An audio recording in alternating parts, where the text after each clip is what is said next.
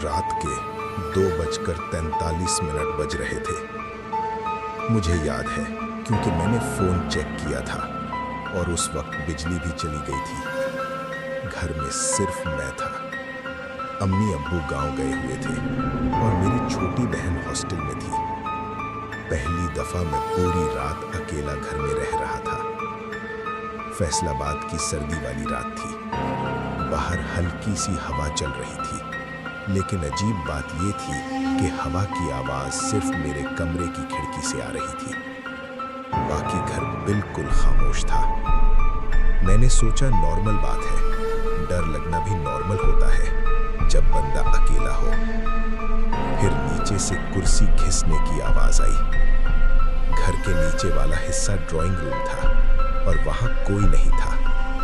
मैंने अपने आप को समझाया शायद बिल्ली होगी, लेकिन फिर आवाज़ दोबारा आई। इस दफ़ा धीरे नहीं बल्कि ज़ोर से, जैसे कोई भारी चीज़ फर्श पर घसीट रहा हो। मेरा गला सूख गया। मैंने हिम्मत करके टॉर्च ऑन की और कमरे का दरवाज़ा खोला। सीढ़ियाँ अंधेरे में डूबी हुई थी।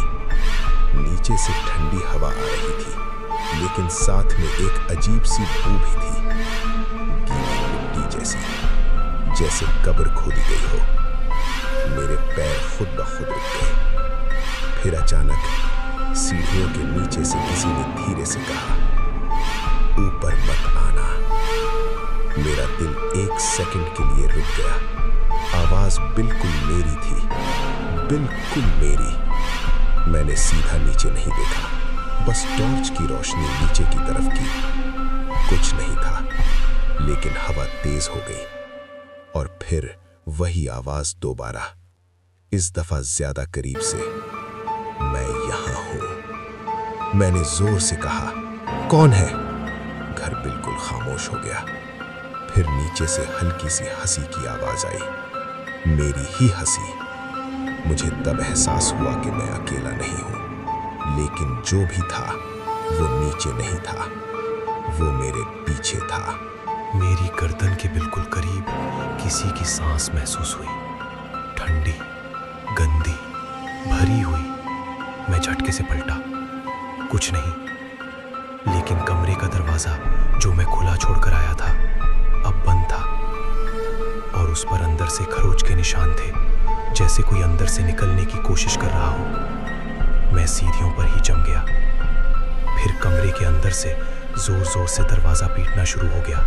धम धम धम। हर जोर के साथ दरवाजा हिल रहा था और अंदर से मेरी आवाज आ रही थी, बाहर मत रहना, वो ऊपर आ रहा है। मेरे पैर लरस गए।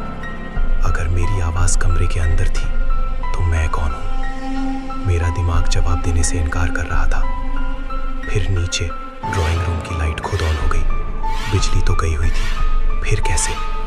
सीढ़ियों के नीचे एक साया खड़ा था, लंबा, सर झुका हुआ, चेहरा अंधेरे में, लेकिन उसका जिस्म मेरा था। वो धीरे धीरे सीढ़ियां चढ़ने लगा। हर कदम के साथ उसकी गर्दन अजीब एंगल पर मुड़ रही थी, जैसे हड्डी टूट चुकी हो। और फिर उसने सर उठाकर सीधा मुझे देखा। उसका चेहरा मेरा था, लेकिन आंखें काली, बिल्कुल काली, बिना प्यूपल्स के, और होंठ पर वो मुस्कुराहट जो मैं कभी नहीं करता। वो रुक गया, सिर्फ 2 सीढ़ियां दूर, और धीरे से बोला, तो गलत जगह पर खड़ा है। मेरे पीछे वाला कमरा जोर से हिल रहा था। दरवाजा टूटने के करीब था। अंदर वाली मेरी आवाज चीख रही थी, भाग। मैंने बिना सोचे सीढ़ियां चढ़कर छत की तरफ दौड़ लगाई। छत का दरवाजा खोला। ठंडी हवा ने चेहरा काट दिया, लेकिन नीचे से वो चीज भी आ रही थी। उसके कदम नॉर्मल नहीं थे। कभी 2 सीढ़ियां एक साथ, कभी बिल्कुल खामोश, कभी सीधा मेरे पीछे। मैं छत पर पहुंचा और दरवाजा बंद कर दिया। अंदर से जोर जोर से ठोकरें पड़ने लगी। फिर खामोशी, सिर्फ हवा। मैंने सोचा शायद सब खत्म हो गया। फिर मेरे पॉकेट में फोन वाइब्रेट हुआ। नेटवर्क नहीं था, लेकिन एक मैसेज आया, अननोन नंबर से, दरवाजा खोल दे वरना नीचे वाला निकल आएगा। मेरे हाथ कांपने लगे।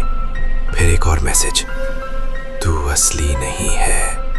मेरे पैरों के नीचे छत ठंडी थी, लेकिन उस ठंडी जमीन के नीचे किसी के कदम चलने की आवाज आ रही थी, बिल्कुल मेरे नीचे, जैसे कोई छत के अंदर फंसा हुआ हो। फिर नीचे से एक जोर का धक्का लगा, छत का दरवाजा टूट गया। मैं पलटकर भागना चाहा, लेकिन छत पर मैं अकेला नहीं था।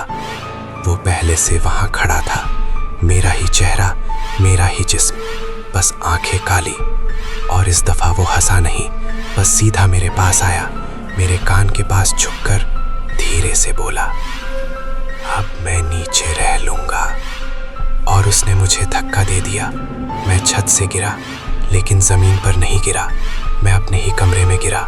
सुबह के 8 बज रहे थे, बिजली ठीक थी, सब नॉर्मल। अम्मी किचन में थी, सब बिल्कुल ठीक। लेकिन एक चीज़ अलग थी। मैंने आईने में देखा, मेरा चेहरा नॉर्मल था, लेकिन 1 सेकंड के लिए आंखें काली हो गईं और पीछे से सीढ़ियों पर किसी के कदम की आवाज़ आई, जैसे कोई नया मेहमान घर में आया हो और वो ऊपर की तरफ चढ़ रहा हो, मेरी तरफ।